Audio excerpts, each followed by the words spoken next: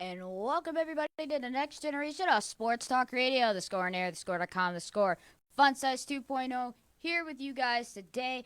And today we are going to be covering part one of the Superstar Shakeup that happened on Monday Night Raw, live from the Bell Center in Montreal, Quebec, Canada. And let's just say a lot of new faces showed up, a lot of faces returned.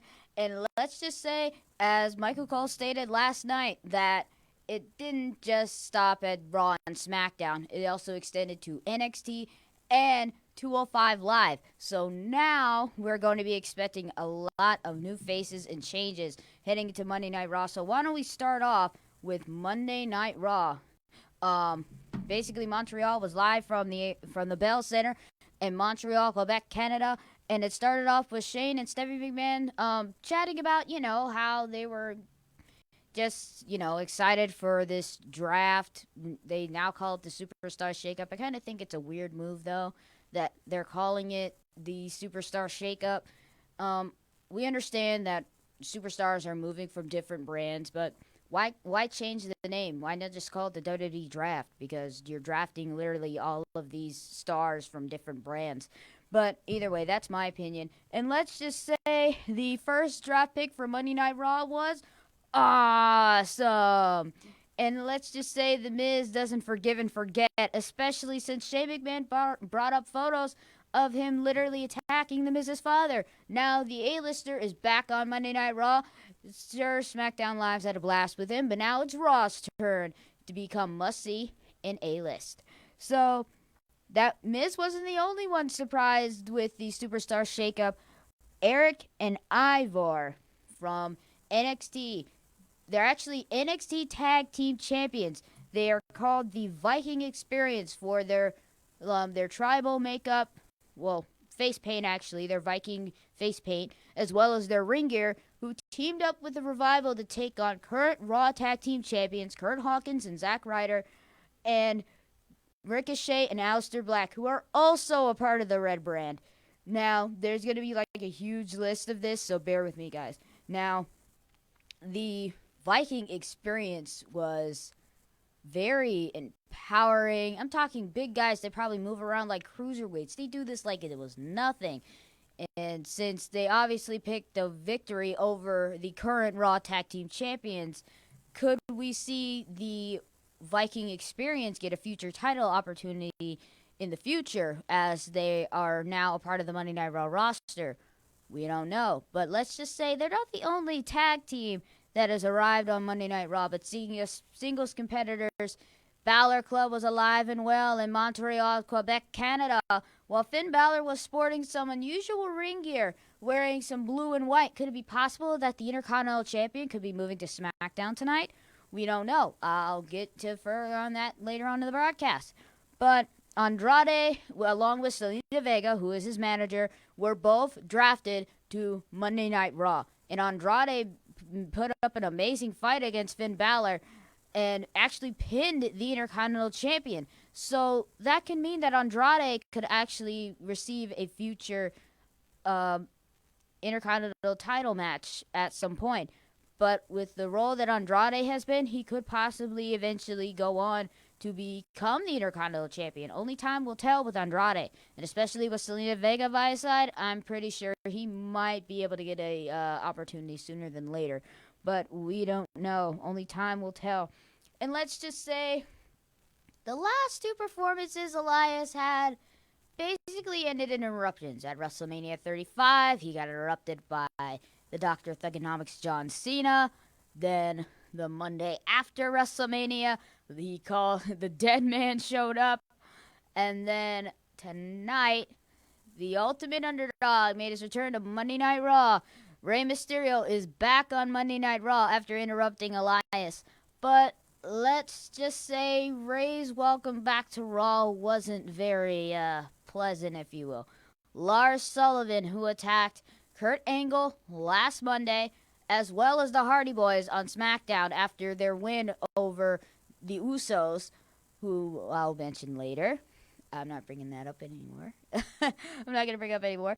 But the Usos, who now make the Hardy Boys 8-time tag team champions, basically got attacked by Lars Sullivan too. Now, Rey Mysterio is the third man to be on Lars Sullivan's hit list, but why? The thing is, who knows what intentions Lars Sullivan has. Now, this guy is just massive, a monster, just a freak of nature, to be honest with you, but let's not get ahead of ourselves. Lars Sullivan probably has a bit more. He has wreaked havoc on Raw and SmackDown, but clearly, since he's now stationary on Monday Night Raw, who will he encounter next to wreak more havoc and pain? And then the Usos that I mentioned earlier, who lost their SmackDown Live Tag Team Championships to the Hardy Boys, making them 8-time champs, made their way back to the Red Brand. Now, if you guys didn't know this about Jimmy and Jay, they first appeared on Monday Night Raw back in 2010. So, basically, the Uso Penitentiary has a new home on Monday Night Raw. So, as they usually say, welcome to the Uso Penitentiary. And they picked up a win against former Raw Tag Team Champions Bobby Roode and Chad Gable. Now, Chad Gable and Bobby Roode have been on a bit of a slum as of late, due to their, not getting their opportunity at the Raw Tag Team Championships again. But either way, they're trying to do it their way. But it's uncertain for Gable and Roode if they'll even get an opportunity. But I really hope they do in the near future for them. As well, Sami Zayn came home to his fellow countrymen of Montreal. But let's just say Zayn wasn't too happy with the Montreal crowd. Let's just say, sure, he played to the fans by letting the audience sing encores of his theme song, and me being one of them, and even having them do an ole, ole, ole, ole type of chant. But yet, Zayn wasn't really feeling it, saying that his fellow countrymen are kind of like sheep, like ostracizing, everything. Like, man, Zayn is getting on everyone's bad side. I wonder why is that. But Sami Zayn is Sami Zayn. And plus they were, Montreal is kind of bizarro world to us, so we wouldn't really know what goes on up there. So that's how Canadians roll. Even though I would love to go to Canada one day. That'd be pretty awesome. And then, as Bayley was in a bit of a slump trying to reach her former Boss and Hug connection partner, Sasha Banks, no answer. Now, I'm not going to get ahead of myself just yet. But the thing is that the Iconics were basically picking fun of Bayley since she couldn't reach her former tag team partner, Sasha Banks. But the thing is, Bayley wasn't alone. She stuck up. She told the Iconics, I got a challenge for you. Meet me out in the ring. And she had a partner. None other than former SmackDown Women's Champion Naomi made her way to Monday Night Raw. So, eventually, the Iconics felt the glow from Naomi and the huggable one. Now, the question is Sasha Banks moving to SmackDown? Since she didn't clearly show up on Monday Night Raw, I don't know.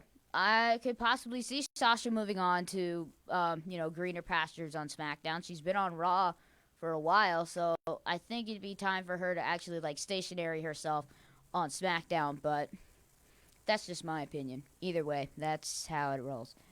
Then, Ethan Carter III from NXT made his Raw debut wanting to get competition. You have to say the word competition. Eventually, he got met by the monster among men, Braun Strowman, who was more than, I should say, maybe happy to give EC3 a warm welcome.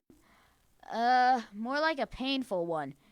The match didn't even start. Braun was just relentless on EC3, and even choke slammed him through the stage that was next to the announce table.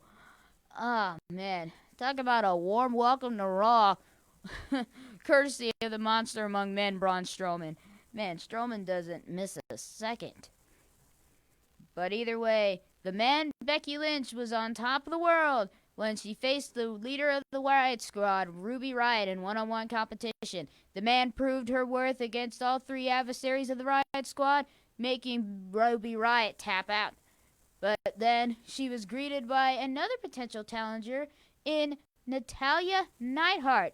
Now, we all know that Natalya is a pioneer diva superstar, I should say, in the women's revolution. even competing for the women's tag team championships at WrestleMania along with Beth Phoenix.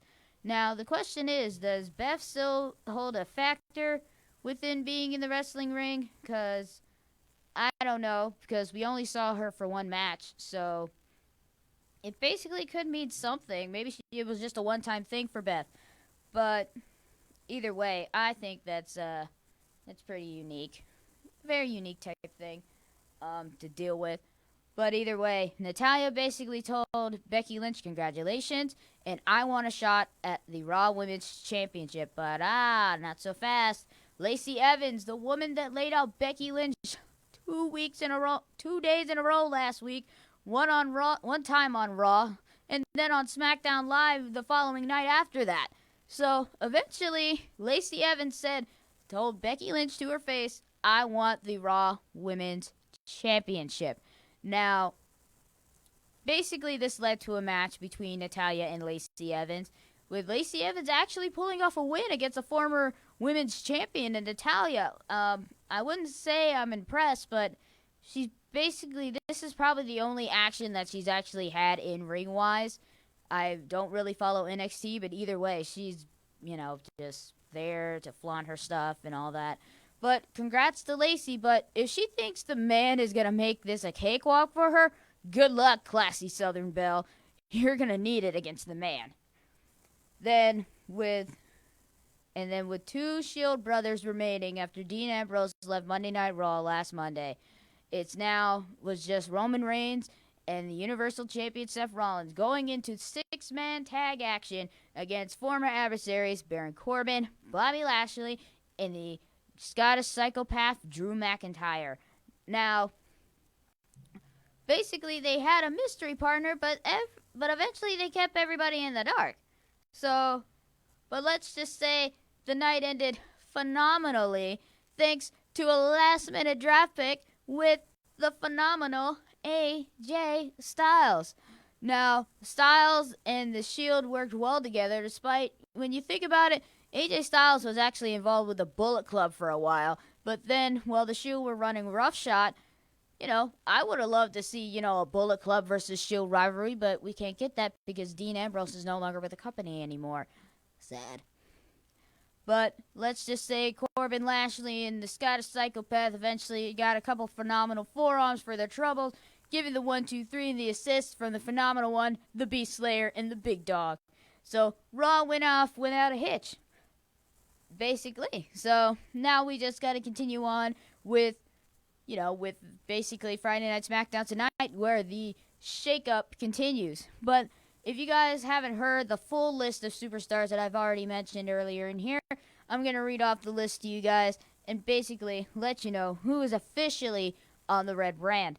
We start with the phenomenal AJ Styles, The Miz, Ricochet, Aleister Black, Eric and Valor, Andrade, Selena Vega, Lars Sullivan, The Usos, Naomi, EC3, Lacey Evans, Eric Young from Sanity, and also Cedric Alexander from 205 Live, former first ever, well actually no, not the first ever Cruiserweight champion, but he's a former Cruiserweight champion of the world.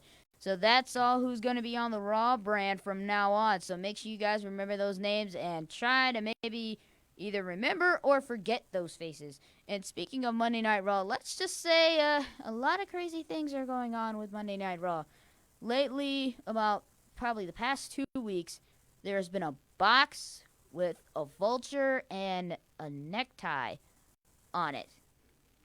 Basically, you just hear Sinister laughing. And then after that, there was a psychotic-looking doll. And that was kind of odd. Like, it was very, very weird. But when you think about it, it could maybe mean that Bray Wyatt could be coming back. But I kind of doubt that because he's kind of dealing with, his, I think either girlfriend or wife, JoJo, is having a baby.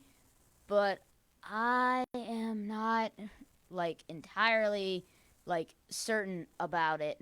But Man, I'm just creeped out by that. That's just very, very weird. But we are going to be taking a break, and we'll be right back with more SmackDown and what's to come next on the Superstar Shakeup. Remember, guys, you're listening to the next generation of sports talk radio, The Score on air, thescore.com, The Score.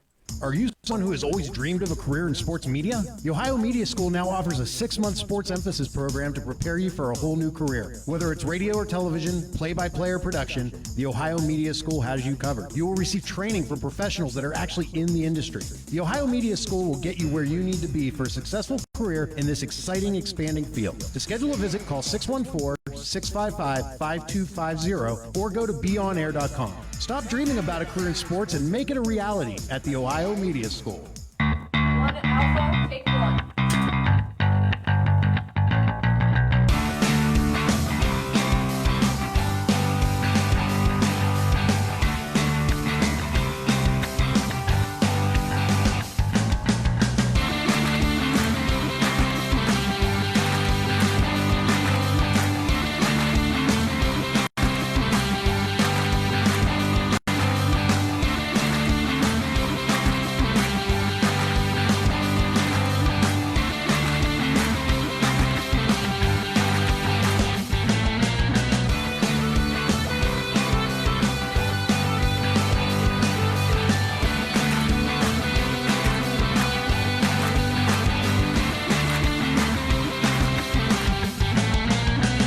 Are you someone who has always dreamed of a career in sports media? The Ohio Media School now offers a 6-month sports emphasis program to prepare you for a whole new career. Whether it's radio or television, play-by-play or production, the Ohio Media School has you covered. You will receive training from professionals that are actually in the industry. The Ohio Media School will get you where you need to be for a successful career in this exciting, expanding field. To schedule a visit, call 614-655-5250 or go to beonair.com. Stop dreaming about a career in sports and make it a reality at the Ohio Media School.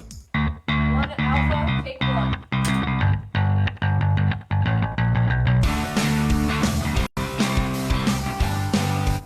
And welcome back, everybody, to the next generation of Sports Talk Radio, The Score on air, thescore.com, The Score. Fun Size 2.0 here, still with you guys today. And we are going to be covering part 2 of what could possibly happen during the Superstar Shakeup. That'll be continuing tonight. And again, it'll still be at the same center, at the Bell Center in Montreal, Quebec, Canada. So, basically who kicked us off on Monday Night Raw was Stephanie McMahon and Shane McMahon, both part of their individual brands as it is. But let's just say their father, Vincent K. McMahon, will be revealing who will be moving to the blue brand tonight. So I wonder who the boss will pick to stay on the blue brand or pick who will be coming from Raw to SmackDown. So it's kind of all up in the air when you think about it because, you know, Vince will probably pick up somebody and think like, oh, you're going to be a star already, so we're going to pick you. But we'll have to find out, so make sure you guys tune in tonight on SmackDown to see which Raw superstars will move to the blue brand. Now, speaking of the blue brand, as I mentioned before, Sasha Banks was not at Monday Night Raw, and neither was Nia Jax for that matter. So clearly there's going to be probably a lot more selection for Raw to be moved to SmackDown. Now, I could be wrong. I could probably see Roman Reigns on SmackDown, but I think it's best if he kind of stays on Raw with his former Shield brother, Seth Rollins. And Braun Strowman, I could definitely see him on SmackDown so badly. Just seeing him wreak havoc everywhere. Oh, yeah. That'd be amazing. That'd be awesome.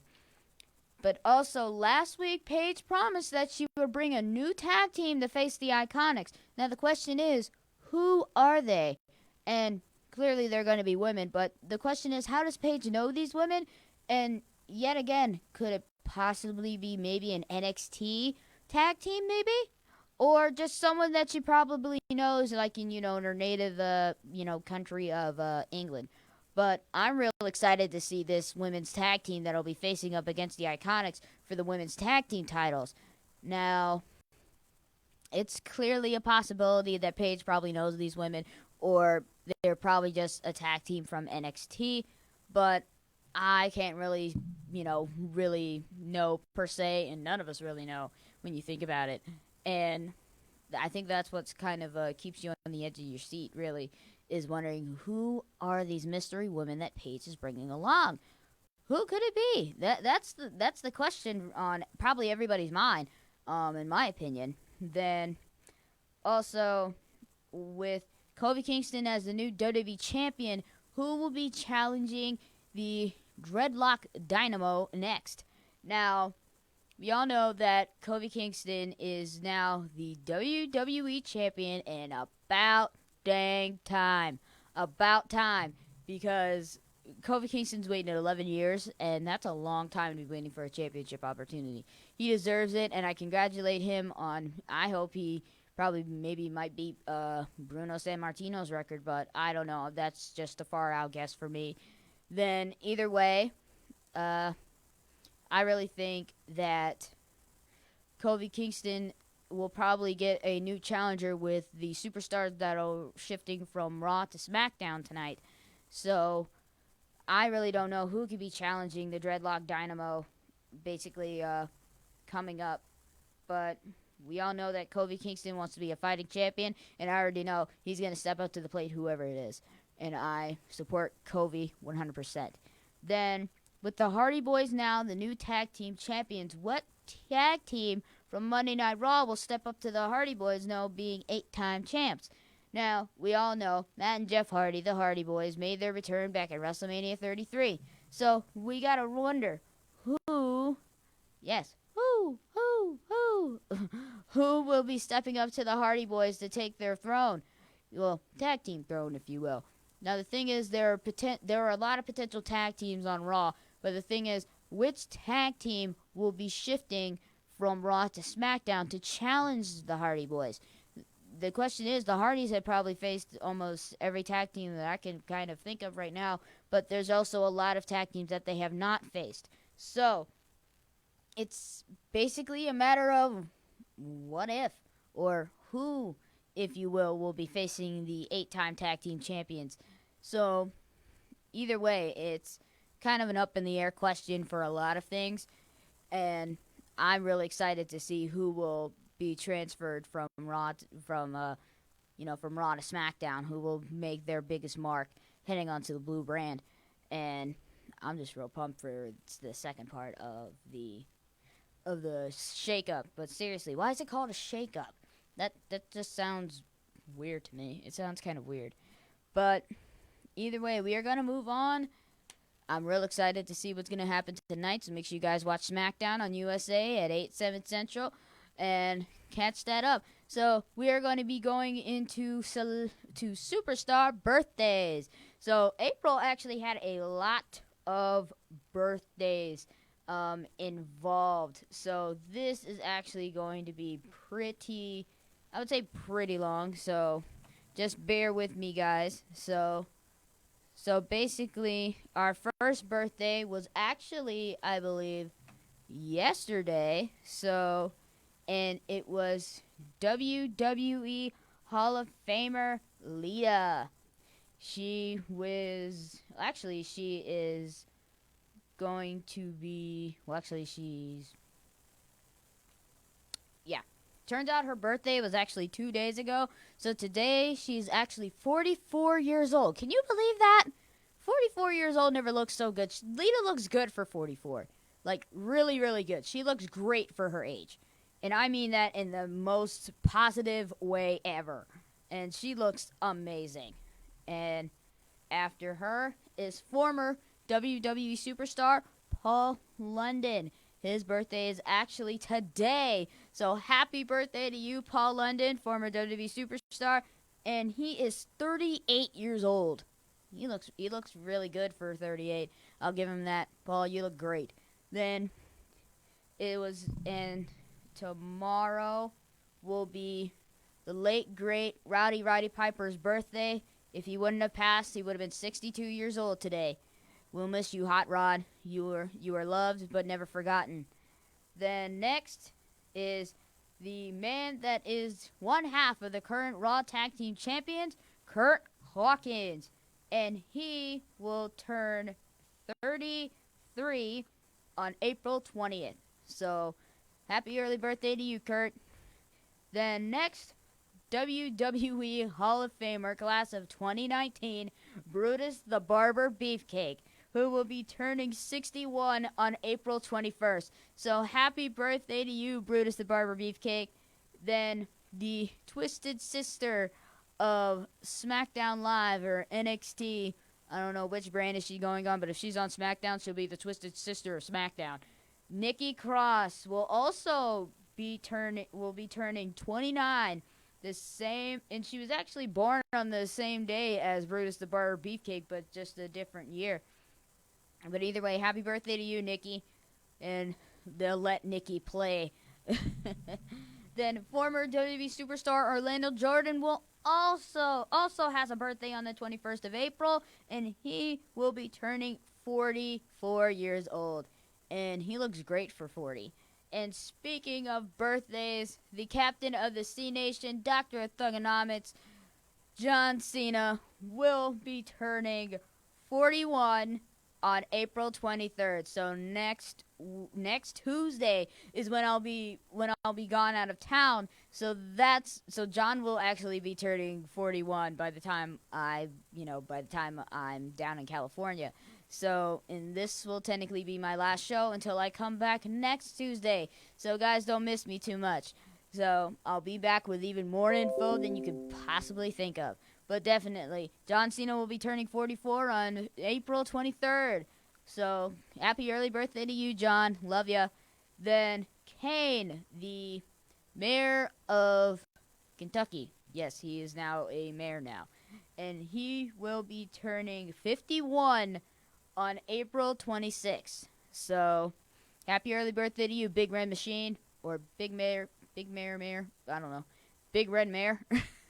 One of those. Then Drew Gulak from NXT will be turning 31 on my birthday. So how funny. We both share a birthday. He was born on April 28th, 1987. So he'll be sharing a birthday with me. I'll be turning 21. He'll be turning 31. So happy early birthday to you, Drew Gulak. And our last April birthday is Titus O'Neil, who will be turning 41. Same age as John Cena. On April 29th. How funny. He shares a birthday with my dad. That's pretty cool. But either way, those are all of your WWE Superstar birthdays for April. And then soon we'll be moving on to May. But right now, that's all the superstars' birthdays that'll be going on. And then speaking of May, Money in the Bank will be live on May 19th. So make sure you guys got the WWE Network where you'll be able to get your free month free. So make sure you guys probably, I would say, sign up on the 29th of April so you'll get that first free month free and be able to watch Money in the Bank. But speaking of Money in the Bank, there have been so many Money in the Bank ladder matches. Now, the thing is, the first ever Money in the Bank ladder match was actually established at WrestleMania 21, where WrestleMania went Hollywood. And Edge was the first ever Money in the Bank ladder match winner. And he capitalized it literally after, I wouldn't say after he won it, but mostly around 2006 when John Cena was competing at New Year's Revolution inside the Elimination Chamber and was basically battered and bloody and, just a mess. It was just a mess. Really, really a mess. But either way, that's how it is. Oh, hi! I thought you were going to be in Los Angeles this week. Oh, that's not until next week, Albert. I'm sorry if I confused you, but either way, that's not until next Monday I'll be leaving, Albert. I forgot. That's not until this coming week. Did you read the tweet that WWE has an opening for a creative writer? No, I did not. I did not know that. I'm gonna have to check that out. Definitely gonna have to check that out. But, and your daughter has a birthday on the 27th. Oh, well, happy early birthday to her from me. Definitely. Oh, Knoxville, Tennessee. So that's okay. So Kane is the mayor of Knoxville, Tennessee. Okay. So definitely, I won't be leaving for LA until basically, this coming Monday. So on Tuesday, you guys won't be able to see me.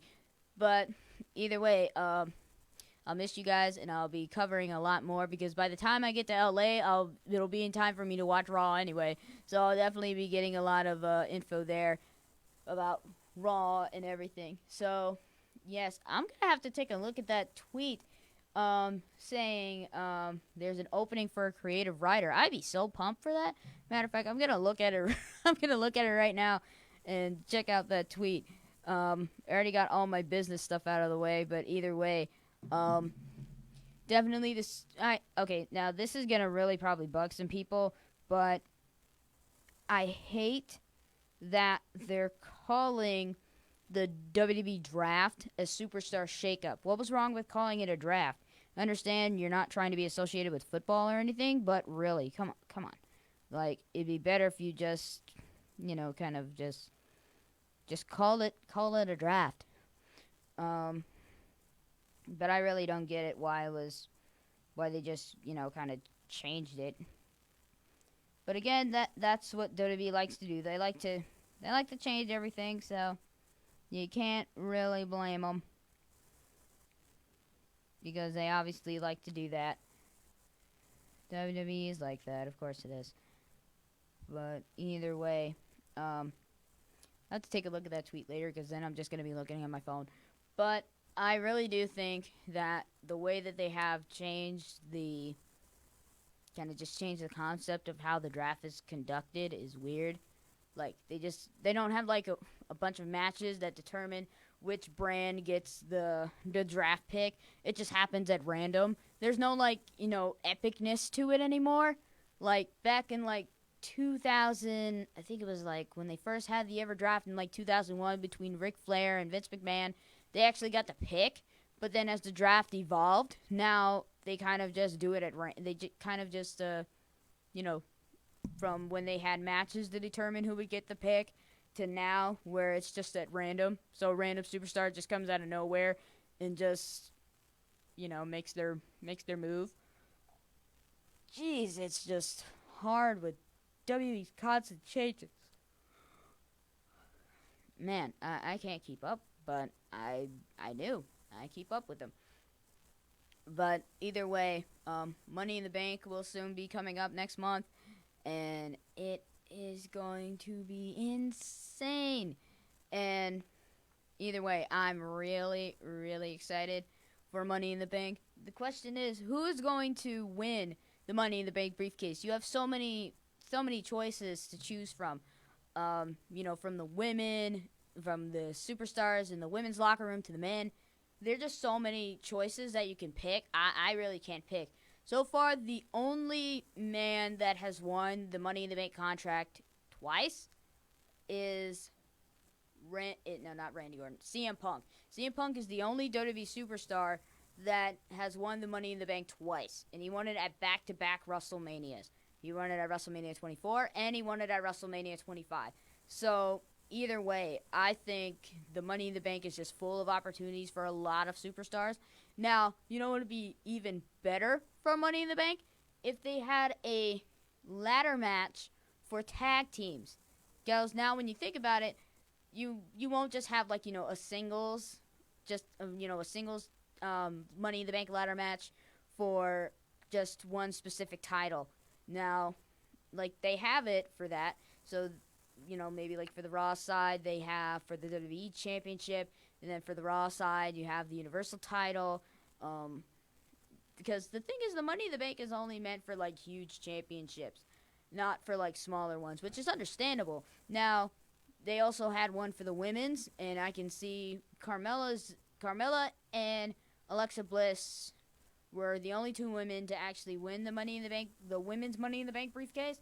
So now, since they have the tag team championships, it kind of makes sense to have the tag teams compete for a briefcase for their individual tag teams. Predicting Money in the Bank winners. Women, Lacey Evans or Nikki Cross. Men, Drew McIntyre or, God forbid, Baron Corbin. Oh, gosh. Well, okay, it's funny that you bring that up, Albert. Baron Corbin has actually won the Money in the Bank contract. He won it once, but John Cena foiled his championship match. Talk about a fail cash in. Now, the thing is, Lacey Evans already gained an opportunity on Raw, so she's basically guaranteed to get a championship match. Now, if Nikki Cross won the Money in the Bank ladder match, now that would actually be pretty impressive. Odd, but impressive. I'm definitely, yeah. You're gonna have to maybe like forward me that tweet about the opening of for the creative writer because I can't find it. If I look through my Twitter feed, it's gonna be insane. But yeah, like retweet it or something. Either way, yeah, Lacey Evans already has an opportunity competing for Becky Lynch's Raw Women's Championship. Now, Nikki Cross, I could probably see win the Women's Money in the Bank ladder match if she got the opportunity. Now, Drew McIntyre, he's been on an impressive roll. I hate to say it, but he's been on a really one heck of a roll, despite, bashing my boy Roman Reigns. But Baron Corbin, no, we don't need him being Mr. Money in the Bank. And it's, no. I'm just going to leave it at that. He doesn't need to get another championship opportunity as long as he's around. I don't have your Twitter handle. Not sure if anyone's heard, but Luke Harper's requesting his release from WWE as of an hour ago. What? That's crazy. He only competed, in like one match? Yeah, he only competed in one match, and that was at WrestleMania. That's odd, though. That's so weird. He's requesting for a release? Come on, WWE already released like several of their superstars already. Well, they released 3. Ty Dillinger was one. Some 2 other guys that were from NXT got released too. I just can't remember who they are at the moment.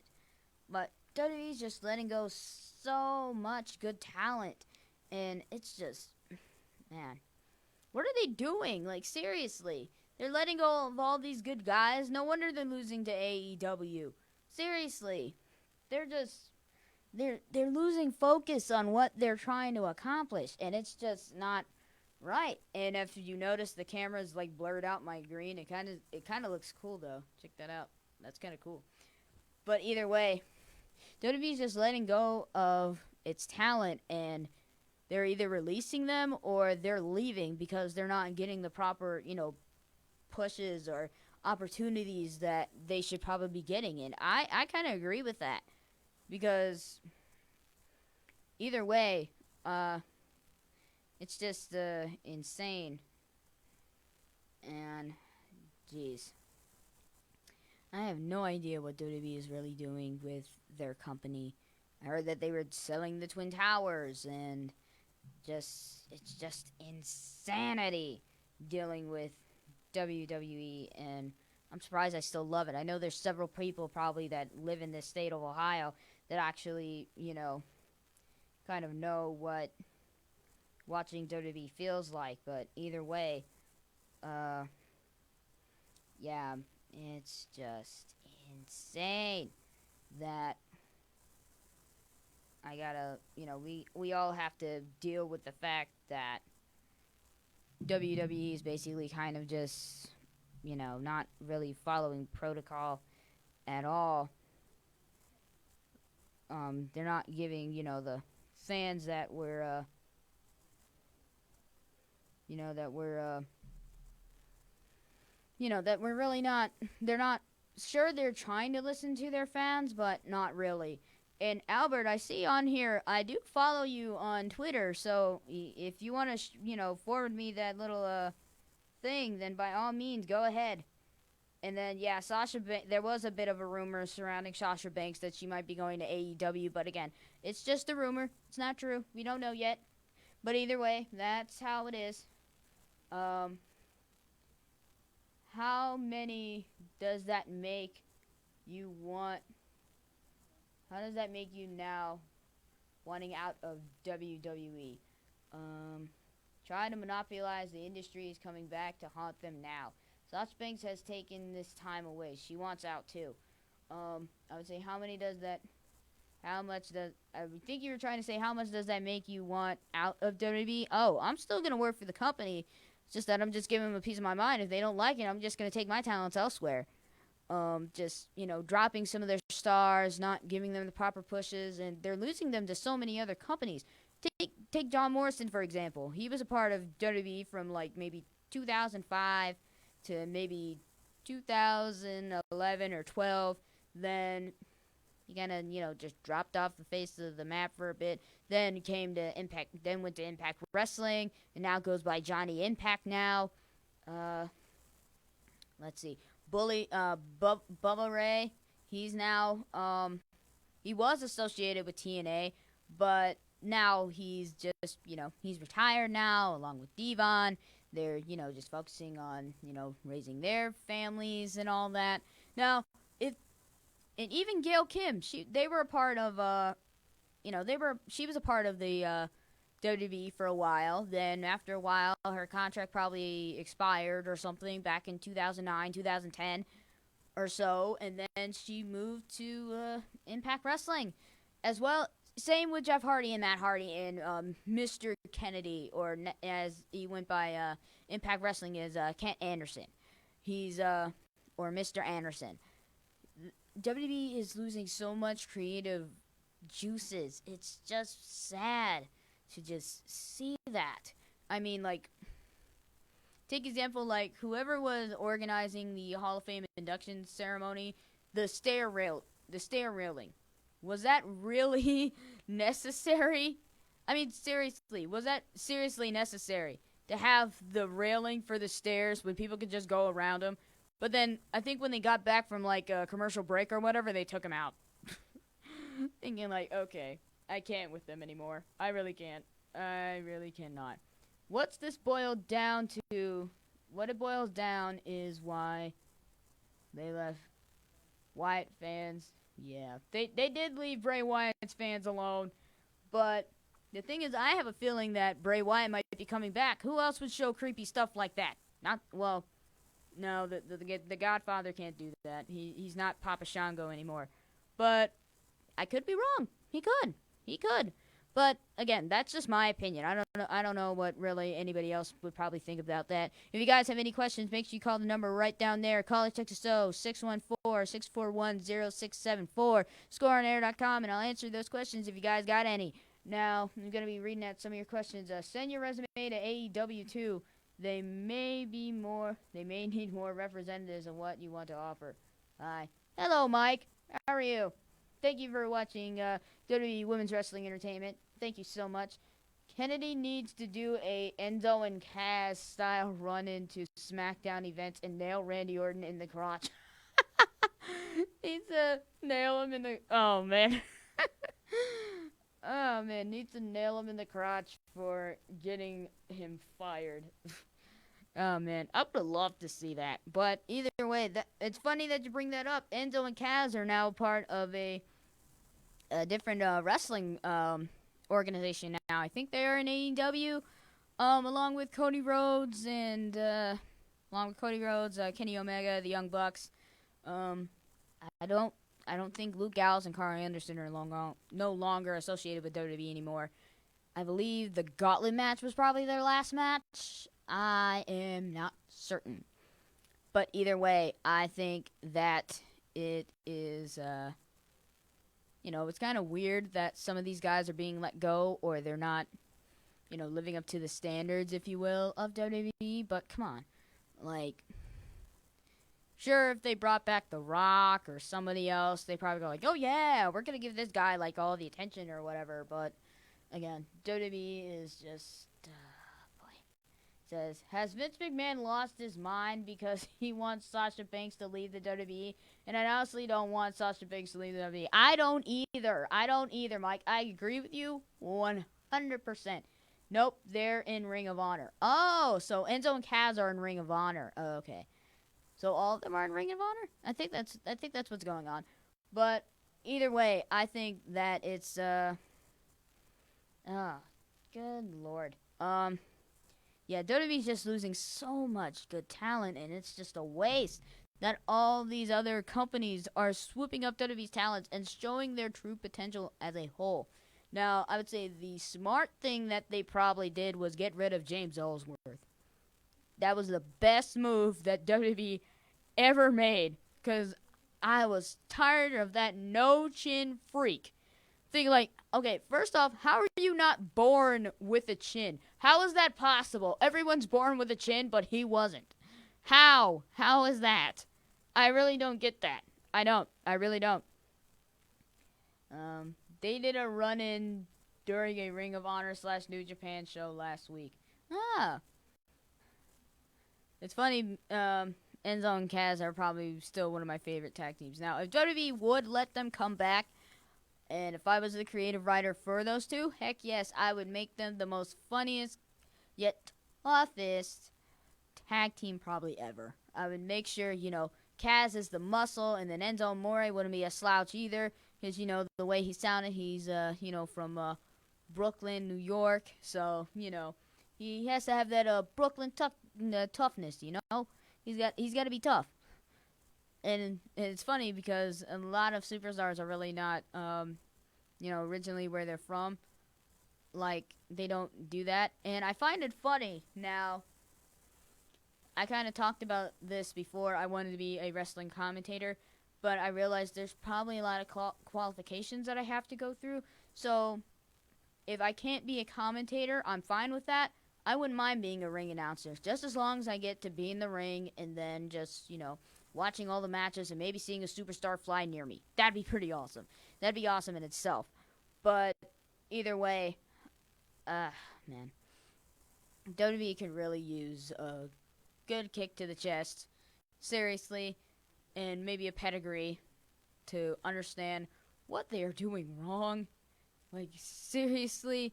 It's just, man. Okay, so, alright, let's see. What did you make of Sami Zayn's distressing rant aimed at fans in his home country last night? Should have cheered to the rafters for him. And he just flat out dissed them badly. I know it's a work, but it has bad timing. Sami had to feel bad about that, and I don't understand Ellsworth either. Okay, the way I feel about Sami Zayn's ranting, like, I understand it was his hometown crowd, but, when you're a heel, you gotta play the part, but you really have to talk about your country like that? Come on, man. You called the WWE a toxic environment, and then last week on SmackDown, you said you're not worth it. They weren't worth it. I'm thinking like, oh, man, this guy is such a snob. A Canadian snob. And then just, playing to the crowd like a fiddle and thinking like, man, Sami is savage. And I don't get that. Let's see. Says, find out what the requirements are and go for it. I definitely am.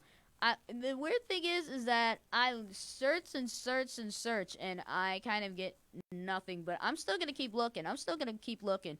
Definitely the qualifications for a commentator and for a ring announcer, because I mean desperately want to work for WWE as a whole. And if I end up, I wouldn't say like, selling my rights over, I would still do my own business as well as work for WWE in the long run, and I plan on doing it to the fullest. And let's just say, when Sasha Banks and I met back in 2008, I was in the 12th grade, and then since the day of May 27, 2008, me and Sasha Banks have been Lord cousins, and she has always believed in my Special Olympics team, and I enjoy watching her matches. And when I found out that she and Bayley lost their women's tag team title belts, I wasn't happy with the champions changing hands. I was not either. I was not. And speaking of which, Mike Riggs, if you would do me such a solid, and I mean like majorly solid favor, if you would help me out, I would love to do an over the phone interview with Sasha Banks. That would be the most over the moon thing ever.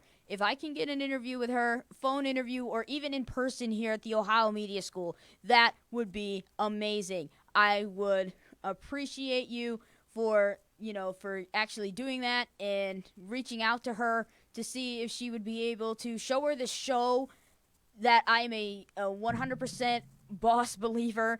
I love Sasha Banks. She is probably one of the best wrestlers I've seen, and I was upset that she lost the women's tag team titles at WrestleMania.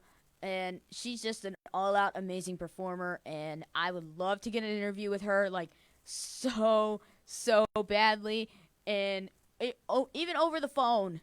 Or actually in person in the studio. I would be the most happiest person in the entire stinking world if I could get an interview with Sasha Banks. That would be amazing. I would love that, and I would love you, Mike Riggs, for setting that up, and it would be amazing. I follow her on Twitter, so if you tell her to reach out to me on Twitter at FunSize 2.0, please do. I would seriously love the holy crap out of you and give you a shout out on the show the week after I get back. I would love every second of that if I could get it. I'm just a girl from Ohio that loves to talk about WWE, and if I got an interview with one of the superstars and she goes back and eventually tells the other superstars in the locker room that she got an interview with me and I get more, I would thank you 100% if I could actually get an interview like that. It would be over the moon, inspirational for me, and I would love every second of it. I would have to get literally Sasha Banks gear just to do the interview. That I would have to do. It would be amazing. He wasn't far off with the truth. Sammy was. Look at how so many are leaving and looking to go. That is true. That is definitely true. I agree 100%. PW Insiders reporting that the lawsuit between Thaddeus Bullard, aka Titus O'Neil, and Swerve cameraman Donald Anderson is continuing Anderson and suing Bullard over the alleged assault during the first season of WWE Network series. What? So there's a thing that's saying Titus O'Neil is suing cameraman Donald Anderson? What is going on? And saying Titus O'Neil attacked Anderson during the prank that saw WWE superstar Paige shock Bullard with a cattle prod. Oh, so what? So he's suing them for getting shocked with a cattle prod? And then allegedly charging the cameraman, allegedly kicking him in as well. Both parties filed motions on March 25th. Anderson with a summary judge on O'Neil for an extended through July 1st to complete discovery. Bullard's extension was granted on April 12th. Attorneys believe the extension was followed to be enabled him to discover unnecessary evidence supporting his allegations. What? That is crazy. But of course, this is brought up now when it wasn't brought up earlier. But why would he sue though? But the thing is, when you go back and look at that, he didn't attack the cameraman. So clearly, that's total baloney. Then, not the beeping yeah, not the Iconics. Yeah, I had suffering listening to those two at a house show last December. I thought my ears were bleeding. You sure that, I'm trying to think. I would say yes, the Iconics do tend to make your ears bleed. I would say in a second, so bear with me, guys. Let's see. Yes, get Sasha on the air. Heck yes. Yes, I agree with that. If you find out who their agents are, providing they have any, that might be the window to getting access for interviews. Yes. Shock me with a cattle prod. I'm able to take extensions to that too. But either way, yeah. Oh man, I'm gonna definitely have to do some digging for that. Definite digging for their agents and stuff because going through that is not easy. it's not easy going to try to find a celebrity or professional wrestler's agent. It's not that easy. Now, I probably could ask someone to see if they can maybe figure out who their agents are, but who really knows for sure? There's so many people that manage so many people, and it's just insane. But either way, yeah, that's just, oh boy. Seriously, would love to get Sasha Banks on the air so bad. It would be amazing, and possibly maybe even get John Cena, Roman Reigns. Just man, sky would be the limit for me if I'd be able to get all these amazing superstars on the air. It'd be colossal. Yeah, I would say I would love to get Braun Strowman in here. Now the question is like where I am, the studio is kind of small. I don't know if he'd be able to fit in one of the chairs. We probably have to get him like a custom built chair.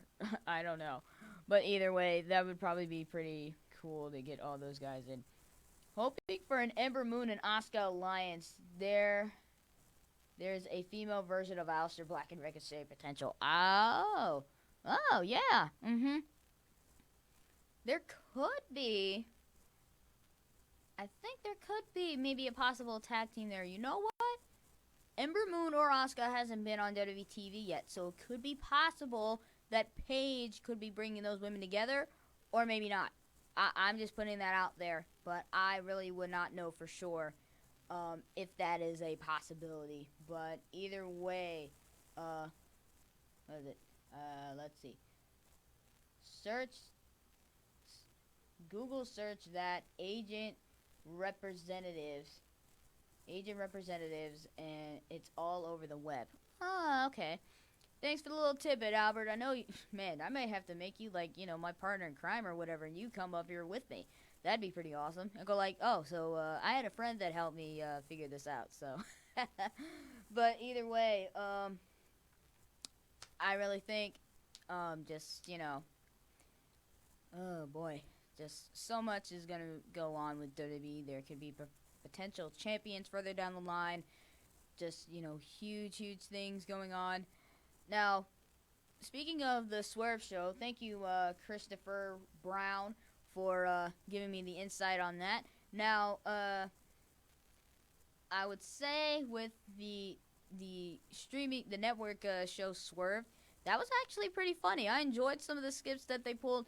Now, I would say the most funniest stunt that they pulled was probably the one where R-Truth was dressed up as an elephant and just attacking people. Now that that was hilarious and just scaring people. Man, who knew people were scared of elephants though?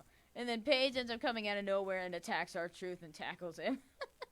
That was pretty funny. And then another one was when the Usos and the New Day were working at I would say like what kind of store was it? Maybe like a hardware store, and it was just funny. It was hilarious. Kobe done knock, I think it was Jimmy or Jay, into a bunch of trash cans. Oh man, I died watching that. And then the drop it down for a discount. That part was hilarious. They were basically they were twerking for a discount. That was hilarious. I think those two were probably my favorite swerved skits that they had. And maybe the third one was probably like the shock stool where superstars would sit down and get shocked. Now, there was also another skit where it was Seth Rollins and Randy Orton were interviewing kids, and Todd Phillips was there, and he was kind of telling the kids, like, okay, so if you were trying to intimidate Seth Rollins or Randy Orton, what would you say? And then the kids were just so starstruck about it, and it was just so adorable to see their face. Something like, why am I not there? I'm thinking like, man, those guys get all the fun. Like, that's so not fair. But either way, I really think that Swerve was actually pretty funny. Sure, the cow prod was kind of just something that should never be given to Paige ever again.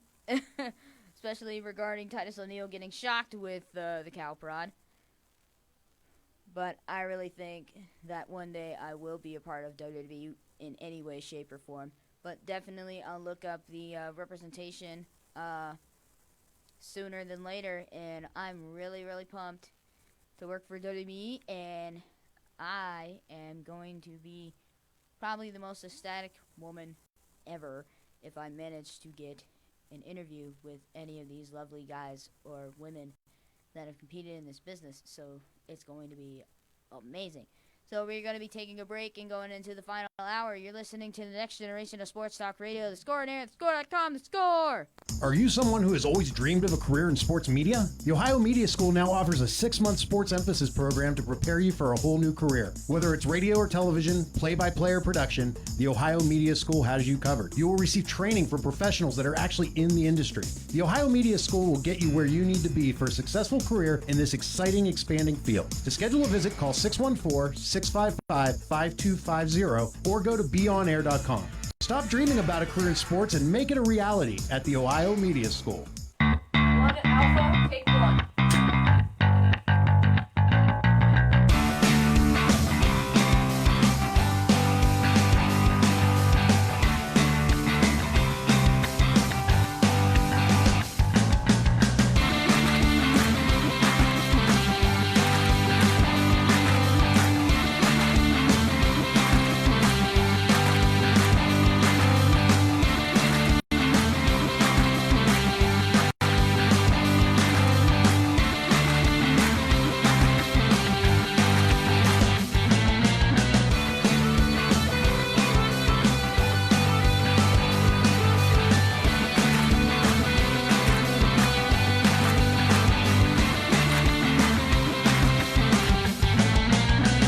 Are you someone who has always dreamed of a career in sports media? The Ohio Media School now offers a 6-month sports emphasis program to prepare you for a whole new career. Whether it's radio or television, play-by-play or production, the Ohio Media School has you covered. You will receive training from professionals that are actually in the industry. The Ohio Media School will get you where you need to be for a successful career in this exciting, expanding field. To schedule a visit, call 614-655-5250 or go to beonair.com. Stop dreaming about a career in sports and make it a reality at the Ohio Media School.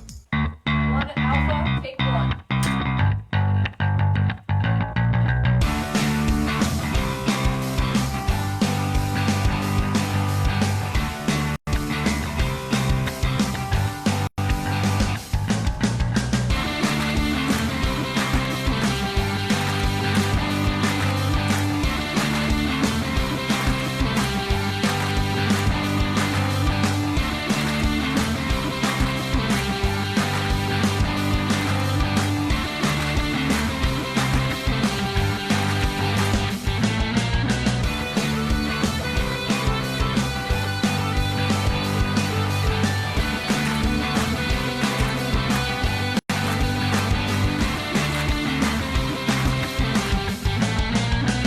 Are you someone who has always dreamed of a career in sports media? The Ohio Media School now offers a 6-month sports emphasis program to prepare you for a whole new career. Whether it's radio or television, play-by-play or production, the Ohio Media School has you covered. You will receive training from professionals that are actually in the industry. The Ohio Media School will get you where you need to be for a successful career in this exciting, expanding field. To schedule a visit, call 614-655-5250 or go to beonair.com. Stop dreaming about a career in sports and make it a reality at the Ohio Media School. 1 Alpha, take 1.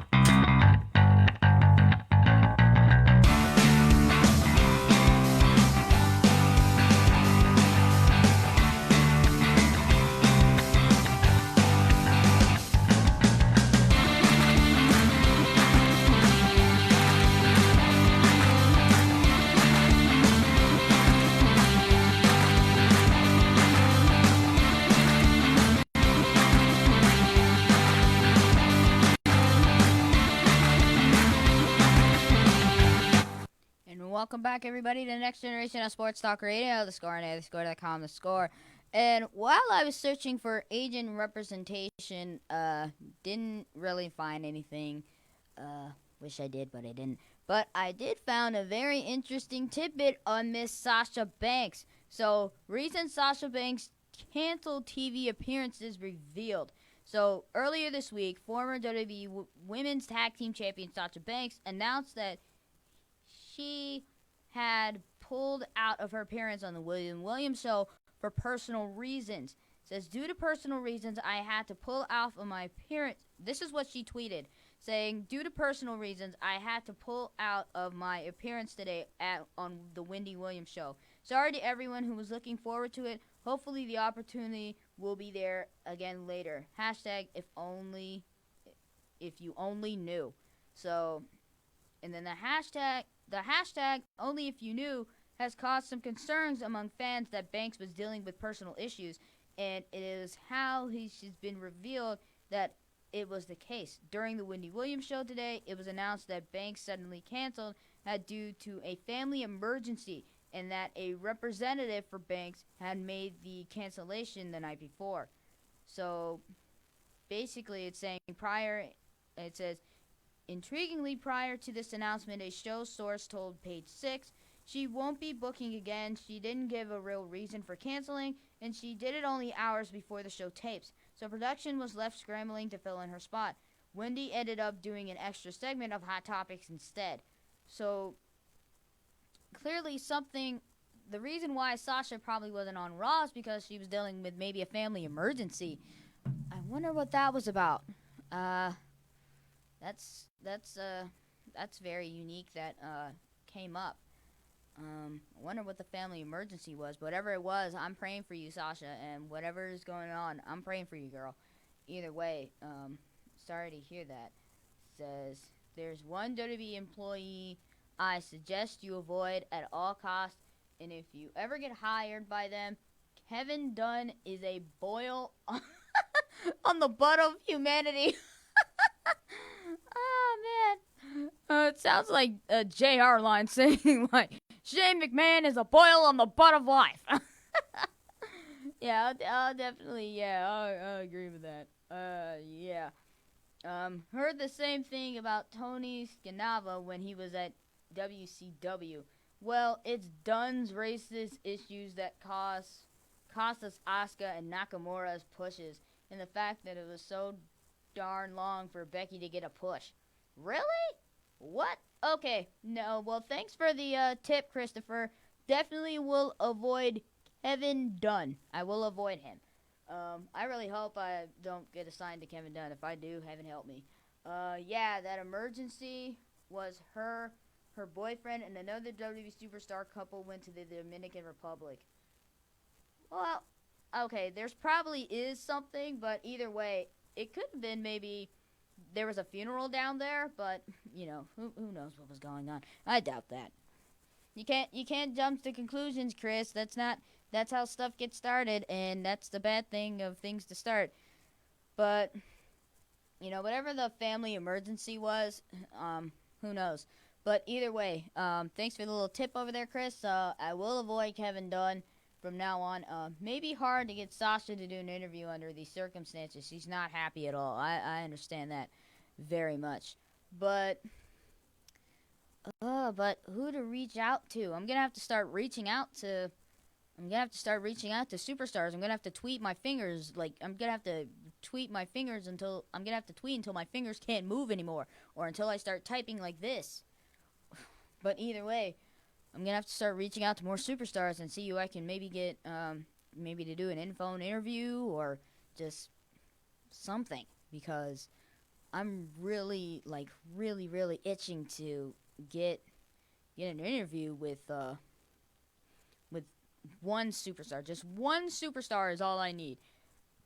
Whether it be male or female, I would love to get an interview with a superstar. I mean, even if it's The Rock, Stone Cold Steve Austin, Booker T, one member of DX, Shawn Michaels, Triple H, Road Dogg, Billy Gunn, X-Pac, Tori Wilson, Stacy Keibler, even a former WWE superstar. I would love to interview any of them to get their insights on what it was like working with the company and with the people that they've met. Or if they're currently on the roster now, what's it like working for the WWE now and dealing with all of the craziness and pressure and all that? I would love, seriously, I would enjoy it. I would enjoy every minute of it. But, I'm not. either way, that's just that's the way the cookie crumbles for me. But I'm going to reach out to every single superstar that I can to seriously get an in-phone interview, and I'm going to tweet my little fingers to the bone until I get a solid reply from any of those superstars. Even Stephanie McMahon or Triple H, Shane McMahon, even Vince McMahon himself. I would literally go straight to the boss if I have to. I'm not losing sight of anything at all. I'm not. I'm not losing sight of anything. I'm making sure. Let's see. Which WWE superstar gives you the most social media dialogue? Oh, dialogue. I'd probably say The Miz. The Miz gets a lot of social media dialogue. Because he's just, he's in movies. He's got his own reality show now with his wife, his daughter, and all of that. Now, the thing is, on Facebook is going to be hard. The best place to really reach out probably to somebody that's really famous or whatever is probably Twitter or Instagram. But either way, I really, really believe that I'm going to have to start, writing these superstars like crazy. And look up Kalisto's Instagram history. The photo of him, his wife, Sasha, and his boyfriend is on there. Alright, you guys are giving me all this good stuff. Alright, I'm gonna look on Kalisto's Instagram. I follow literally almost all the superstars on Instagram, so that's gonna be fun to look at. Alrighty, let's see.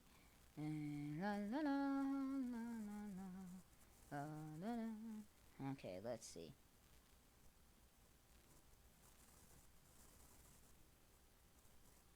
Oh, is this the video that you're talking about right here? This one? Yeah, I think this is it. Yep, that's it. So basically, they were in the Dominican Republic. That's crazy. And I think this was actually just a picture. The other one was a video. So, yeah, here that is.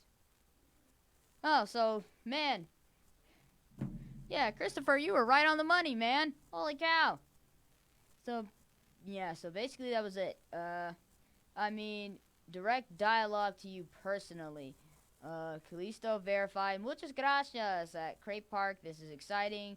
This is exactly what we needed. Everyone needs to try this. Yeah, I see that. That's the one. Yep, that was it. Oh, you mean direct dialogue to me personally? I would say direct dialogue for me personally. What do you mean by dialogue? You mean like the person that probably speaks to me the most? Or what do you mean by that, like dialogue? If I would say someone that probably speaks to me the most, it'd probably be Paige. Because of her, definitely Paige. Because she's from a wrestling family. She worked her butt off to be where she was, and now just look at her now. She's former Divas champion, competed at WrestleMania, and yeah, it's just huge. That was her family emergency. Oh man, that was crazy. But okay, sure, it was maybe a family emergency, but the thing is that, I got nothing. Dang it, Chris, you got me. You got me good, okay? I can't defend her in this one, but either way, that's kind of how it is. But definitely the direct dialogue would probably be Paige with her life. But either way, I really would love to interview a superstar. I'm gonna have to probably direct message all these guys and direct message, go to Twitter and direct message these guys, because who knows what's going to be going on. But either way, I'm going to make sure I get an interview one way or the other. Even if I graduate, I'm still going to get an interview, regardless of what is going on. I'm going to try my hardest, and with every fiber of my being, I'm going to get an interview one way or the other. And I'm really, really excited for it. I'm pumped for it. Start with her. Start with Sasha? Alright, I'll start with Sasha. So I'm definitely probably gonna reach out to her, probably through Twitter and Instagram. So I'm, I'm gonna have to start bugging these guys like crazy, like bees, but probably not too crazy. But yeah, Sasha Banks is gonna be the first one on the interview list at the top, and then probably Finn Balor.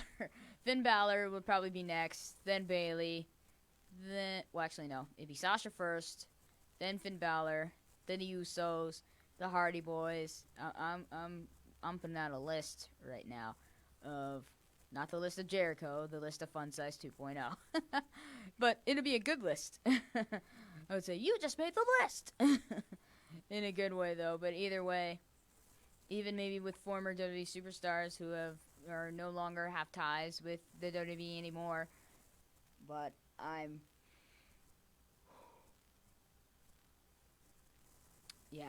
getting really drained now, but I gotta keep it going. I'm on for a few more hours, but either way, well, minutes, hours, I don't know. Oh my goodness, I don't know anymore. But either way, I'm just definitely going to read Sasha Banks probably on mostly probably Instagram and Twitter. Uh, those are probably the best two things. Start with Paige. Yeah.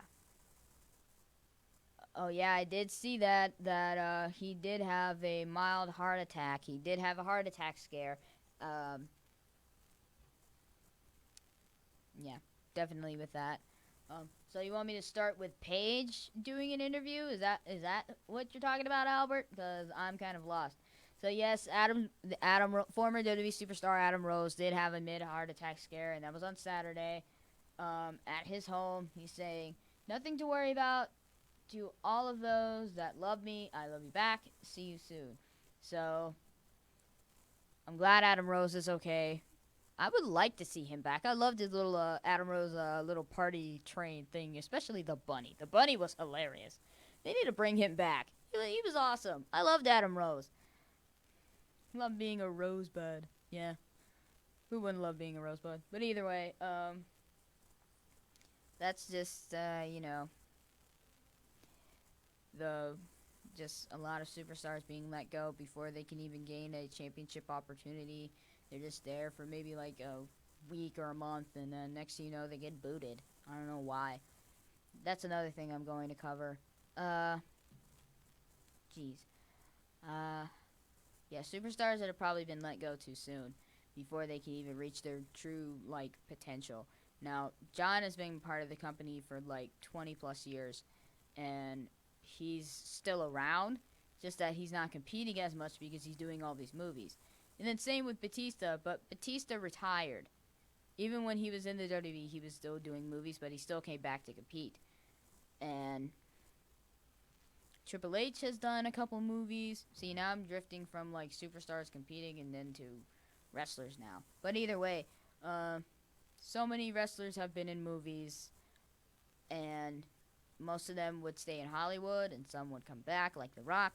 The Rock stayed in Hollywood for a while, but then came back. He kind of shifts from WWE to Hollywood from time to time. Plus, he's The Rock, so he can get away with it. Stone Cold Steve Austin was in maybe 4 movies.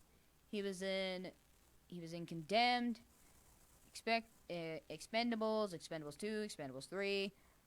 So all of them just kind of just flip back and forth. So it's been said Epico wants Carlito back in WWE. Also, laughing my butt off. Don't you mean Primo? Not Epico. Well, Epico and Primo were a tag team at one point, but the thing is, Primo and Carlito are actually brothers, so it makes sense. You mean Primo, not Epico. Come on, get your tag teams right, man.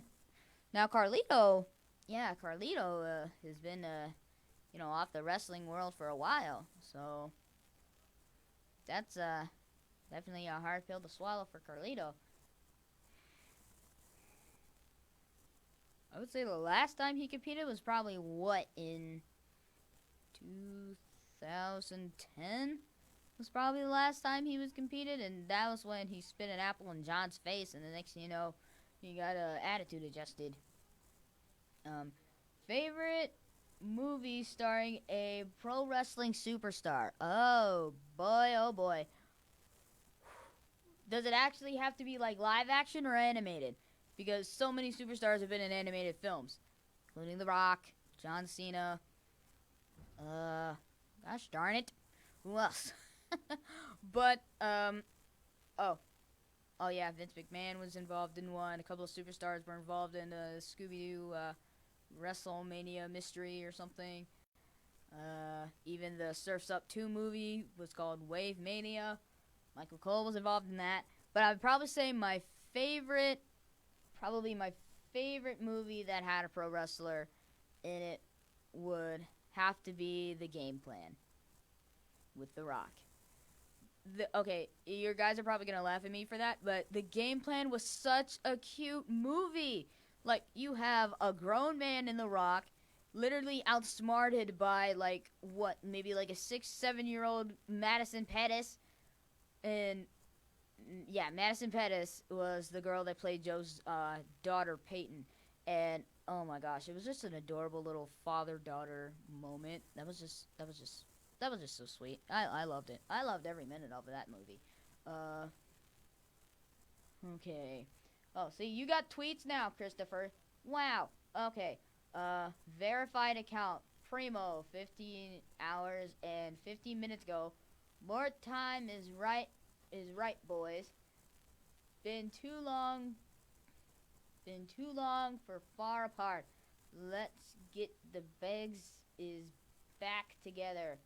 What do you say at Body Garlito at WWE _Primo? Oh, so they're going to be a 3-man team. Okay. I see that.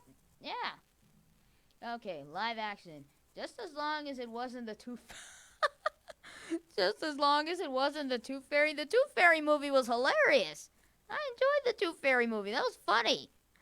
But yeah, the Game Plan was pretty hilarious, and then probably my second favorite one would have to be 12 Rounds. Not the one with Randy Orton, the one with John Cena. The first 12 Rounds, and then the First Marine was also some good movies. And then what other ones? I would say the Blade Trinity with Triple H in it and Ryan Reynolds. That was pretty fun. That was pretty cool.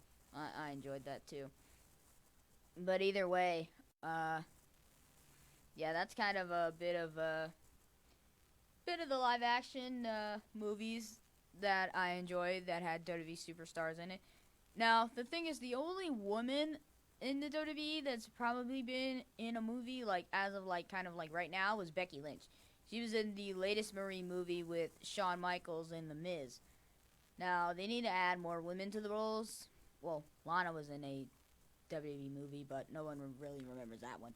But yeah, in the photo, it's Primo, Epico, and Carlito, and Alberto Del Rio. Oh boy. So they're gonna bring all of these guys back. I thought Alberto Del Rio was in Impact Wrestling and go by some other name.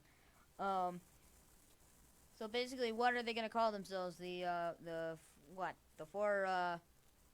They can't call themselves the Four Horsemen. Can they call them like the Free Burros or something, or the Free or the Four Caballeros or something Spanish descendant? I don't I don't know, but either way, it could go either way for me. Del Rio would probably be a surprise, but now the thing is, will they let him drive a car in the arena again after he ran over Santa around 2011? Turns out to be Mick Foley. Yes, Mick Foley was dressed up as Santa Claus. Mick Foley was getting old, but he kind of brought back Mr. Sacco, so that was kind of pretty cool. But either way, it says in the photo, it's Primo, Epico, Carlito, and Del Rio. I'll definitely have to check that out. Definitely will. So, Del Rio currently is a free agent. Epico's the only one who wants them to reunite as a tag team in WWE. My guess is that he's pushing the idea to Hunter to see what he can do.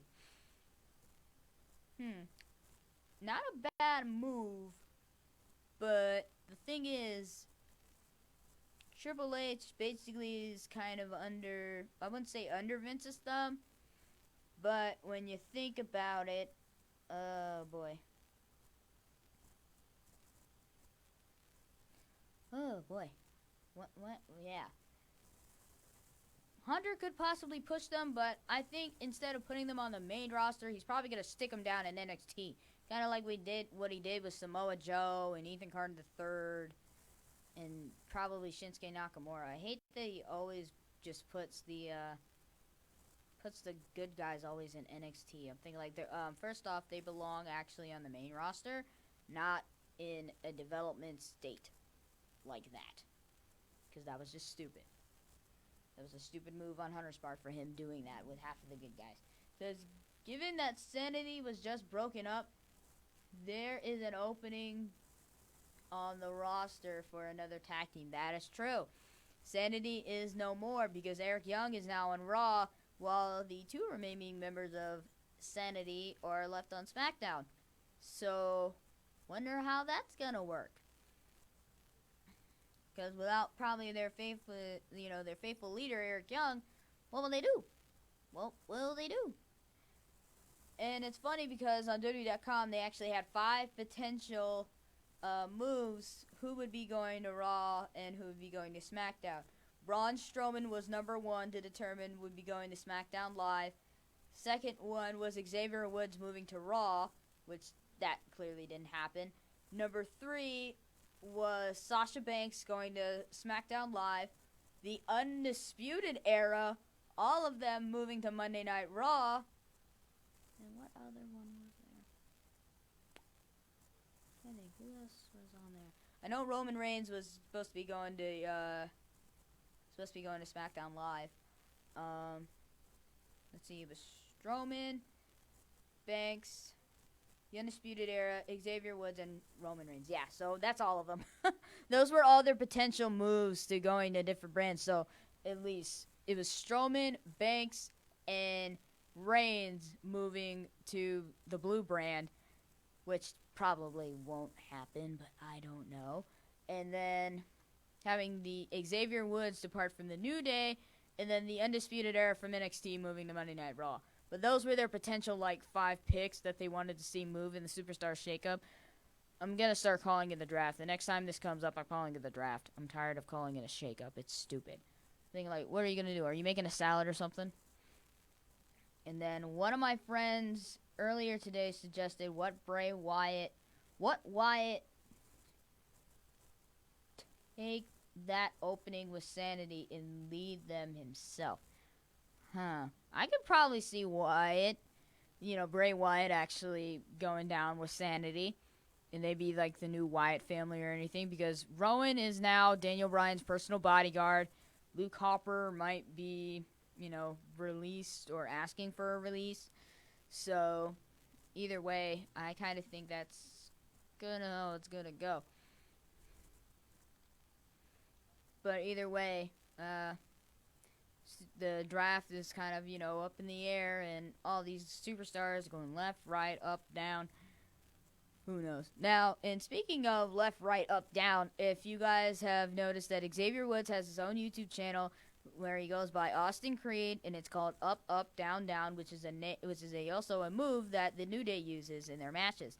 And I recently watched, it was the Bar, the Usos, the New Day, Xavier Woods, and Big E versus the Iconics in a bowling tournament. Even Samoa Joe was there. That was actually pretty hilarious, though, that they were there. And it was just so funny watching the Usos, the Bar, Sheamus and Cesaro, Samoa Joe, Big E, Xavier Woods, and the Iconics just bowling. It was hilarious to see them in a different light. It was just so funny. Man, that would be amazing, too, if I can get content for my YouTube channel. And speaking of my YouTube channel, I'm going to be uploading all of my episodes to my YouTube page, which goes by FunSize 2.0. So make sure you guys subscribe to my channel. And if you guys haven't been able to actually watch the live show that is usually on Tuesdays, 4 p.m. to 6 p.m. Eastern Standard Time, you'll be able to catch up on my YouTube channel. So I'll make sure to put that in the Facebook comments to make sure you guys check that out. And, just make sure you guys keep posted on all of this. So make sure you guys, keep that going. So definitely put that in there for you guys. So you guys can FunSize 2.0 on YouTube. So make sure you guys subscribe to my channel and make sure you guys are in there. So yeah, there you go. I'm gonna pin that comment. So make sure you guys keep that on there. That's the comment for there. So that is my YouTube channel part. So make sure you guys follow me on YouTube, and I would love for you guys to show me some love on YouTube as well as here on the Score on Air, because I love you guys. You're my fan base as a whole, and yeah, it is just great to have you guys here. And yeah, it's a fantastic feeling to talk with you guys about the sport that I love, wrestling. Love it or hate it. I enjoy watching it, and I enjoy talking about it. So yeah, definitely gonna be amazing. So we're gonna be taking a break, and we will wrap up with the final hour. Remember, guys, you're listening to the Next Generation of Sports Talk Radio. The Score on Air, thescore.com, the Score. Are you someone who has always dreamed of a career in sports media? The Ohio Media School now offers a 6-month sports emphasis program to prepare you for a whole new career. Whether it's radio or television, play-by-play or production, the Ohio Media School has you covered. You will receive training from professionals that are actually in the industry. The Ohio Media School will get you where you need to be for a successful career in this exciting, expanding field. To schedule a visit, call 614-655-5250 or go to beonair.com. Stop dreaming about a career in sports and make it a reality at the Ohio Media School. 1 Alpha, take 1.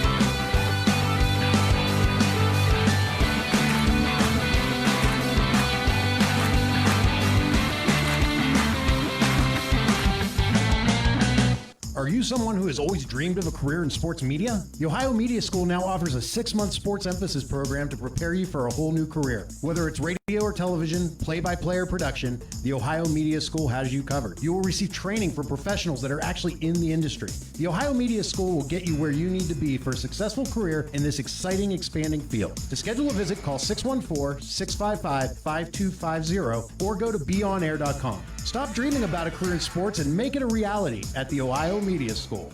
1 Alpha, take 1.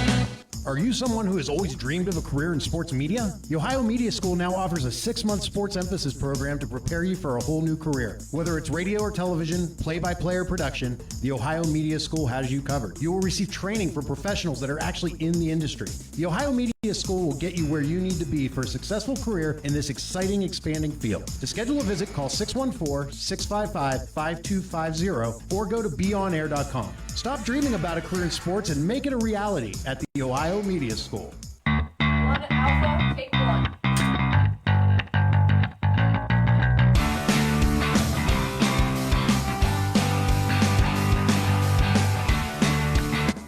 And welcome back, everybody, to the next generation of Sports Talk Radio. The Score on air, thescore.com, the Score. It's Fun Size 2.0 here with you guys again.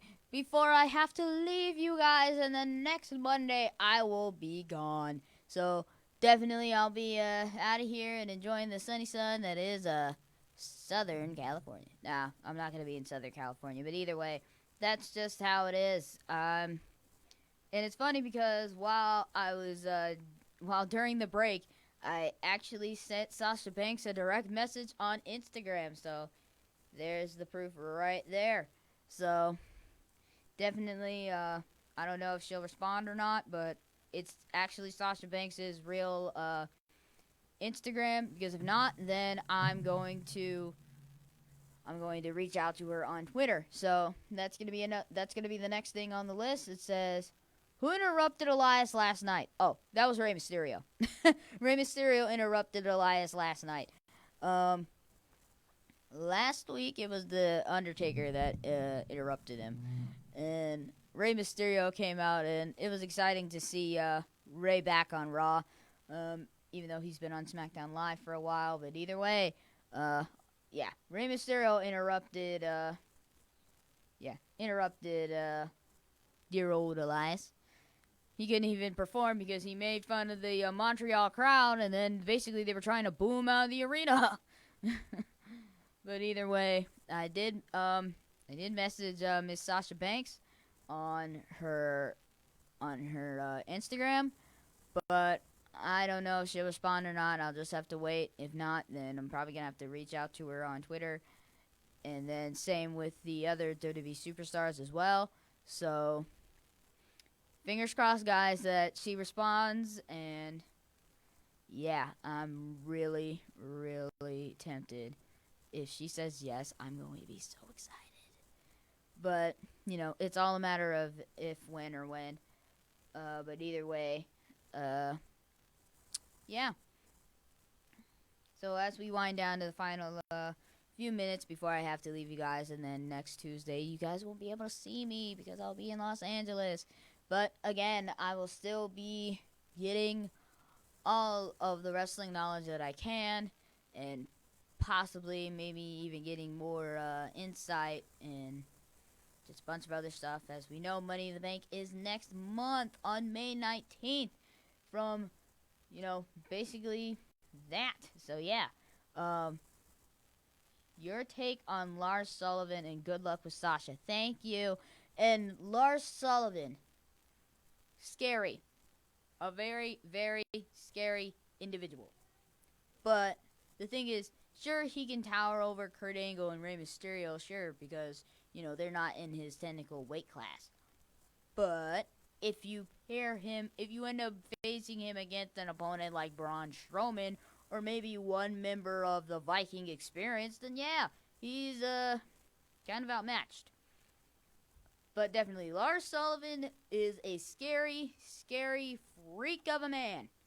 And I would hate to be on that man's bad side. On the worst side ever. But either way, I think that, it's, oh boy. Yeah, Lars Sullivan is just some freak-o nature, is what I'm going to say. He's a freak-o nature. And, yeah, definitely thank you so much, Albert, though. Best of luck to me, too. And see if she'll maybe respond. Fingers crossed she does. Because I would love to get an interview with Sasha, one of the pioneers of the women's division. That'd be amazing. It's so weird. So, my shirt, the logo for the Hardy Boys thing is originally green, but for some reason, the camera is making it all black. So now it's all blurred out now. That's so weird. That's so awkward. But either way, Yeah, let's see. It says, let's see. This week's Raw, which featured the 2019 WWE Draft. I'm tired of saying shakeup. It's getting on my nerves. Drew 2,666 million viewers. Last year's Superstar Shakeup edition of Raw had 3,622. Wow, that's a huge difference. A very huge difference. So here were the hourly numbers. Hour 1 through 2, 760. Hour 2, 2 through 2, 690. And then 3 to 2. Wait, hold on. That's supposed to be right? Is that right? Hold up. Hour 1, 2 point. Oh, okay. I was reading it wrong. Okay, 2.76. 2.760, and then 2.690, and then 2.546. Wow. So it's funny. Last year's Shake-Up got more, viewers than this year's. Wonder why? Probably because Shane, Stephanie, they're big butt kissers. Yep, they're butt kissers. That's what they are. Definite butt kissers. But either way, man, let's see. The viewership dipped off by about 100,000 an hour or so. Wow, that dropped a lot. But again, I wonder why the viewer numbers dropped. That's the odd thing. Yeah, that's kind of odd. But either way, that's really, really odd. I'm going to ignore the phone because that's not someone that's calling, so I'm going to ignore that call. But either way, yeah, the viewership did drop a lot. But either way, yeah, that's trippy right there. It did drop. That's insane. Well, maybe because a lot of people didn't really feel it was maybe necessary to watch it. So especially when you consider that last year's Mania was considered a worse show. I didn't think last year's WrestleMania was bad. I thought it was good. I like WrestleMania 34. They brought it back to New Orleans. Okay, I think I understand probably why it was the worst. Probably because, Asuka lost to Charlotte Flair. Let's see what was going on. Oh, I think Roman Reigns lost to Brock Lesnar. That was another one. And then, what else? Because I can't think. When I can't think, I sing. I recall seeing a rumor last week that it was probably Vicky Guerrero's return to WWE was possible. You're awake. You're awake, please. Yes, I am awake. I'm just, for some reason, I'm just losing, just not, like, I'm just getting tired because it's been a long day. I had class, and then I had to prepare for this. So, it's a long day. I had a long day, man. If they pair her up with the Iconics, I'm going to freaking... Oh, yeah. I so agree with that. Now, I would... Okay, now, the tag team that Paige said she would bring, could it possibly be Michelle McCool and Layla? Now, the thing is, Michelle McCool eventually made her appearance at Evolution last year. And Layla didn't really make much of an appearance. We don't even know where Layla is. Could it be possible that Paige might be bringing back Lay Cool? I'm just throwing that out there. It could be a possibility. I'm not 100% sure, but it could be. But who knows? Yes, and if Vicky Guerrero does team up with the Iconics, heaven help us all. Literally, heaven help us all. I say your take. Autocorrect misinterpreted what I said.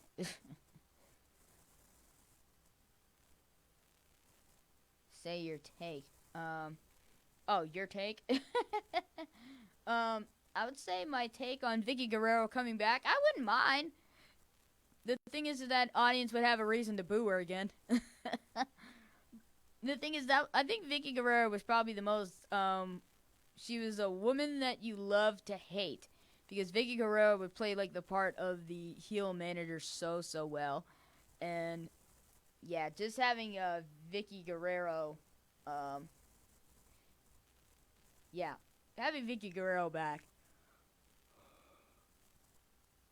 would be pretty cool. It'd be cool to see Vicky again. The last time she was probably involved in WWE was probably during the first ever women's Royal Rumble match back in January of last year. So it'd be nice to see Vicky again. It'd be great to see Vicky.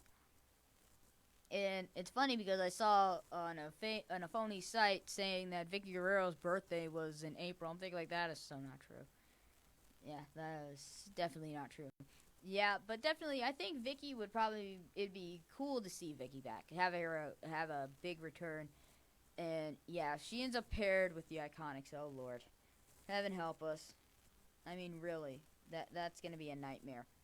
Total, and utter nightmare. Man, yeah, that's not gonna be pretty. It's not. Whew, boy, but. Yeah, having Vicky back would actually be pretty cool to have, We saw Beth come back, so why not bring Vicky Guerrero back? It'd be pretty cool. It'd be pretty cool to see Vicky back again. But I really think either way, yeah. Really would enjoy seeing Vicky back again. Because she was actually one of the divas I probably hated the most. Because I'd be at home on my couch go in the audience, go like, "Boo, you stink!" But either way, and it's funny that you bring up Vicky Guerrero now. If you guys go back to maybe TLC 2013, it was the night after TLC, and everybody was booing Vicky out of the building, and she couldn't even get a word out, and it was hilarious. John was having a field day with it, and then Jerry Lawler and John Cena were making fat jokes about her. I'm thinking like, Vicky's so fat that she wakes up in sections. And then Vicky is so fat, when God said let there be light, he had to ask Vicky to step out of the way first. Oh man, those jokes were hilarious. You're like, Vicky is so fat that her baby pictures had to be taken via satellite. I'm thinking like, oh man, they are roasting her. Those fat jokes, man. Those are hilarious. Those were downright hilarious. That's another thing. The commentary table. That is another thing. Okay, I get it why they still have Michael Cole. Renee Young is okay. Corey Graves, he's on both shows. Why is he on both shows? The commentary table is awful. WWE, swallow your pride and bring back JR, please. He understands that it's a PG program, but come on, you gotta understand. We are not in a time that should be rated PG right now. It's being suggested Paige is going to be managed the Sakari and Kairi Sane on SmackDown starting tonight. Man, if that comes true, man, I'm gonna bring that up. Not next Tuesday, but the Tuesday after I get back, I'm gonna bring that up. I'm thinking like, Christopher Brown, you were right. Is Shihara and Kairi Sane that Paige is bringing back? Why did I say Gage? Oh man, I'm thinking of my classmate now. I'm just losing it today. But if you're right, Christopher, I'm gonna have to give you a shout out on that, saying you were right on the money, right on that money. Like, but either way, that's kind of how it is. Either way, it's said that Cole is going to be moving from the Raw commentator's desk. Tom Phillips sliding from SmackDown to Raw. So is Michael Cole leaving the announce desk? Is that what they're doing? Is that what they're doing? Is that what they're doing? So, what does it say? Cole is going to be moving on from the Raw commentary desk. Todd Phillips sliding. So, Cole's going to be back on SmackDown while Todd Phillips is going to be on Raw? Again, come on. You had to pull over. Yeah. But, okay, when you think about it, though, there's not enough women on the commentary team. There's only just Renee. I'm sure they could probably find some women to actually call the matches besides Renee. Like, seriously, it's not that hard. I'm gonna have to seriously, like, dive deep into being, like, a commentator. That's the thing. I really, and I mean really, need to dig deep into this. Because it's still male-dominated on the commentary front. And it's just sad. Like, sure, now the women get the recognition they deserve in the ring. Now they need to get it outside the ring. Says, I didn't see the team of Aleister Black and Ricochet last night on Raw. So is it safe to assume that they're both landing on SmackDown? Nope, they're on Raw. They're permanently on Raw because they were on Raw last night. So because they were competing with Kurt Hawkins and Zack Ryder to face the Viking Experience and the Revival. So they're on Raw permanently now. So yep. That's where they are, Albert. So hate to burst your bubble, but that's how it is. Ricochet and Aleister Black are on Raw now. So, yep. Rooney.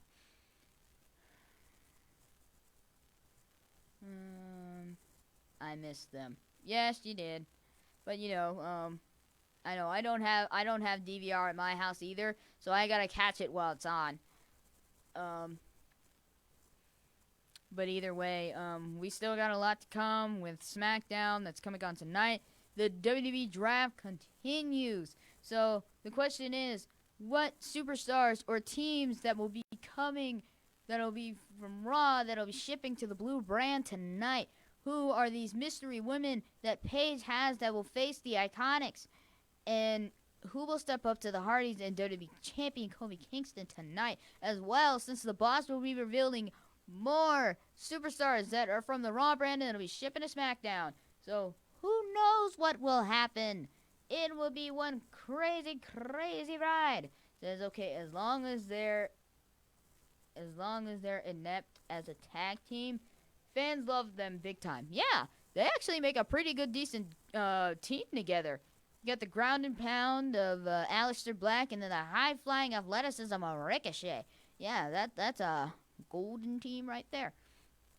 But definitely, SmackDown Live is a must-see night because we're going to see which Raw superstars ship to the Blue brand. So make sure you guys catch that tonight at 8 as we are winding down to a few more minutes. But definitely, it is going to be one amazing night. The boss, Vince McMahon, is going to be there announcing more potential new faces heading to the Blue brand. And there could possibly maybe be more of a rivalry between Shane and The Miz. But we don't know, since The Miz is now on Raw. But still, rivalries expand across brands, so it really wouldn't matter. But when you think about it, what about the AOP possibly SmackDown landing? Ooh. So far, no word has happened from the AOP. There's literally been, no, updates on Alpar and Razor. Really nothing. But it could be possible that the AOP could maybe make an appearance, but we don't know. The thing is, the AOP's been, MIA. So we don't know for certain. You'll just have to watch SmackDown to find out, my friends, because I'm only here to give you what is to be expected and maybe what not to expect. So the AOP could possibly maybe coming to SmackDown. We just don't know. We'll just have to watch tonight because that's just how it is. Oh, boy, that's toughy. Oh, boy. Huh. But either way, I really do think that it is possible that the AOP can make their appearance because, Vince likes to play tricks on everybody and all that. So, yeah. Says, you know who's won me over? Andrade. he's put on some incredible shows. Andrade has put on some incredible shows lately. He and Selena Vega. Yeah, she has. Still haven't really won me over. They won you over, but not me. Until maybe Andrade wins a championship, then yeah, I'll jump on his little bandwagon. But until he wins a championship, I'm not jumping on. Well, he's put up some amazing matches. I'll give him that. But again, he's got to win a championship in order to really prove himself. He's saying he's the future. Well, then he's got to prove it.